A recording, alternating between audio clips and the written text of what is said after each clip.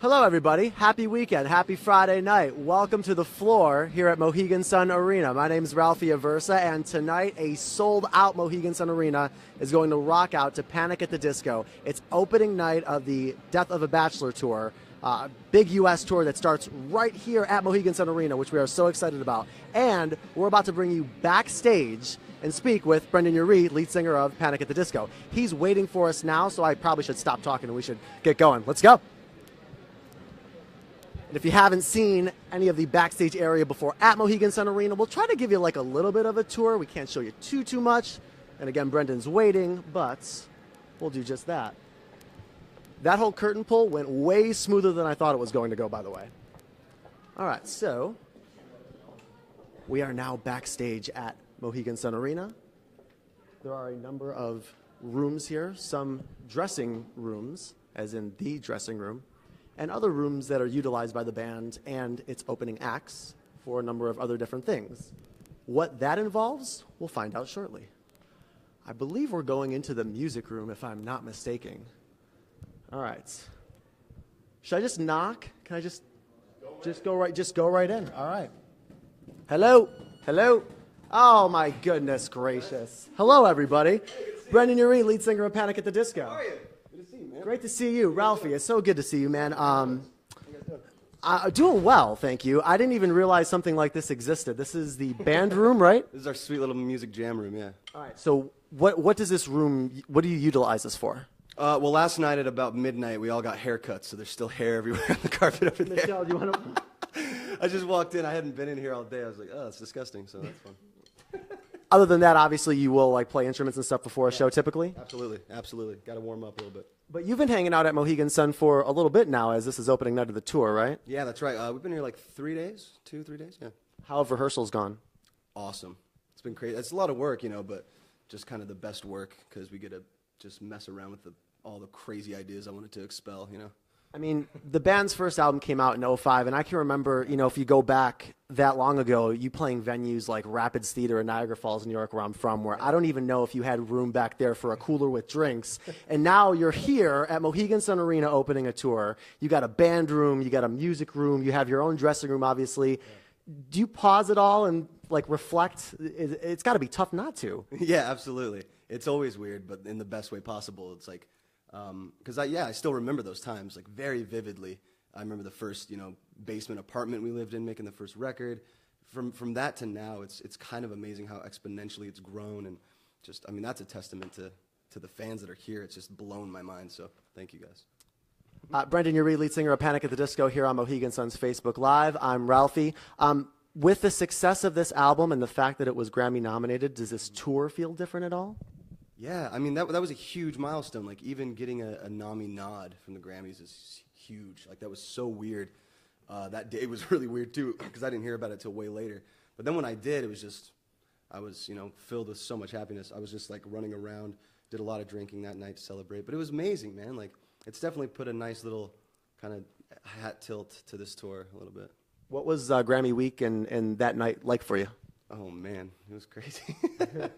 We showed up, we did a Clive Davis party where we got to perform a couple songs, and that was cool. But, like, I couldn't stop turning. I'm such a fanboy. I couldn't stop, like, turning my head and just looking at everybody. Everybody's probably just like, who's this creep? But it was really, really cool. Everybody's super nice, and we got to meet some amazing people. Do you still get starstruck? Absolutely. Oh, my goodness. Like, I met Maxwell. He was amazing, nicest guy ever. Judy Collins was in front of me. I'm just a huge fan of her songwriting. Belle Biv DeVoe was there. I bumped shoulders with Stevie Wonder. Obviously, he didn't see me coming. But it was, which is so funny because he was messing around with Ricky Minor, who was the band leader, and he's making all these blind jokes. Like, he's got so many just like rallied up, man. He's such a funny character. It's super, super nice. That's got to make things at least a little more like laid back, though, and maybe take some of the nerves off, right? Yeah, absolutely. Yeah, when you can connect with somebody on like a personal level where it's not just fanning out over them and freaking them out a little bit, when you can actually have like a real conversation, joke a little bit, it definitely eases the tension a little bit. Yeah. When you tour, obviously, certainly not your first time, but this is a big arena tour, sold out show tonight. Yeah. Like, what's the one thing that you need to have on tour? Like the one thing that you can't tour without it? Oh man, That's particular, specific to you. I mean, obviously, there's like a lot of obvious things. You need instruments, you need sound guys, and all that stuff. But is there anything in particular that you have, whether it's something on your rider or something that you just like to bring along with you that you always have with you? Yeah, beer.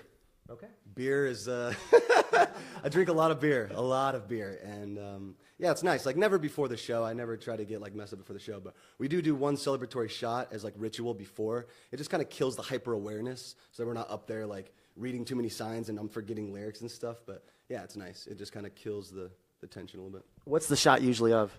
Tequila. We did one night where we tried, or actually I think it was like 2 shows. We tried whiskey. And we all noticed, like, on stage, this is going to sound so, weird, but we were on stage and we all just kind of looked at each other and we all felt grumpy, like just old men. We were like, meh. Like we didn't want to be up there. Then after we got off stage, we were just like, get off of me. Like we were just like really grumpy. I was like, I think it was the whiskey. So then we started doing double shots of tequila. And that worked. Then it was just a party. It definitely makes a difference. I don't know if it's like psychosomatic or something, but yeah. I think people react to liquors different ways. I mean, I react to tequila differently than I do whiskey. So Okay. Yeah, I don't feel so bad then. No, you absolutely should not. So much has happened with this album, but obviously the album cycle is far from done. We're just kicking off a tour tonight here at Mohegan Sun Arena. So what's next for Death of a Bachelor?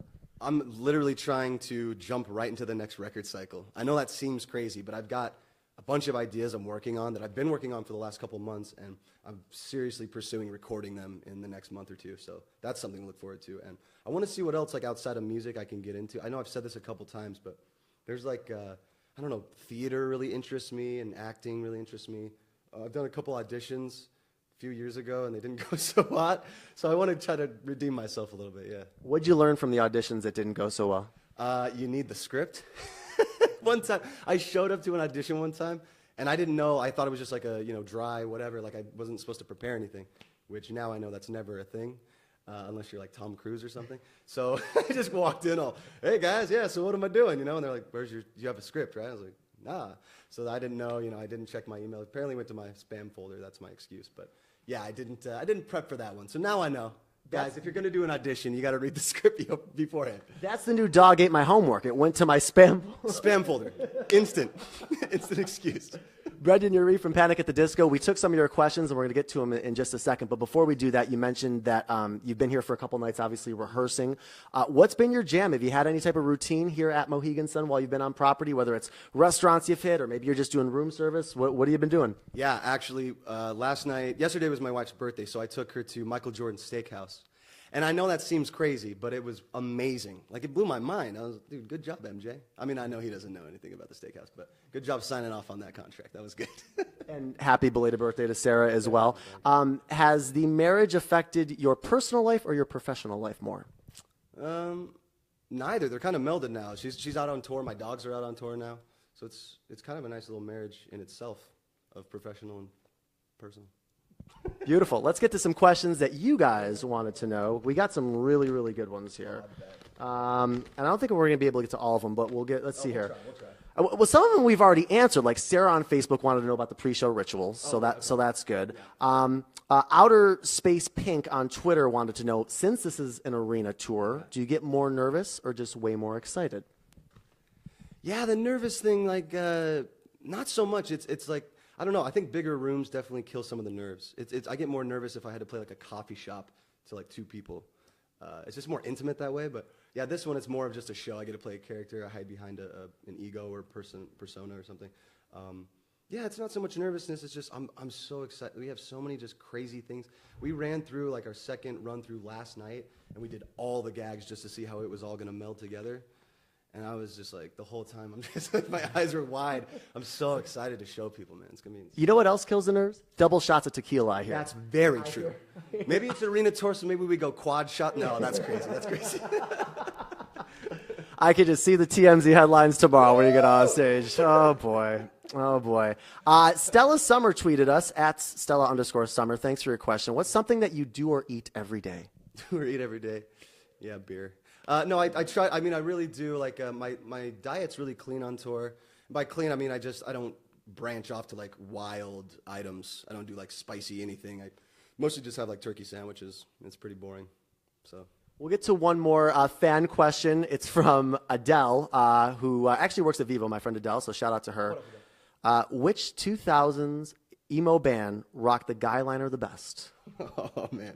I want to say Panic, but I feel like Pete really had some strong years.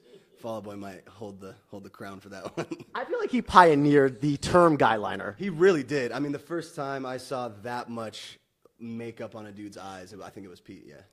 He was definitely setting the standard.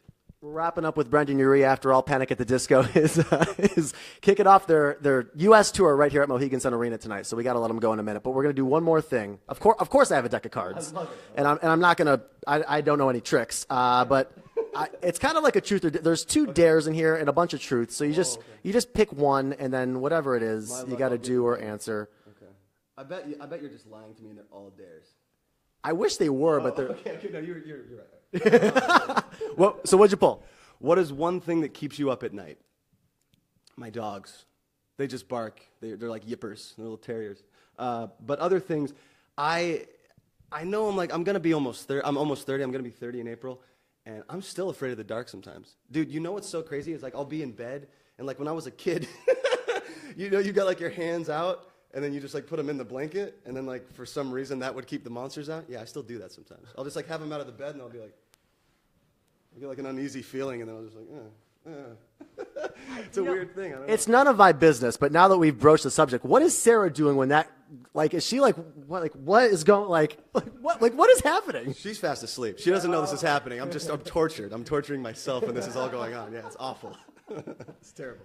Death of a Bachelor is out now. Again, the arena tour kicking off tonight inside a sold-out Mohegan Sun Arena. So maybe you should do the try shots. Maybe try shots. Maybe the three is The good. happy medium. Brendon Urie, we always appreciate a few minutes, buddy. Always. Thanks, man. Talk to you guys. Thank you.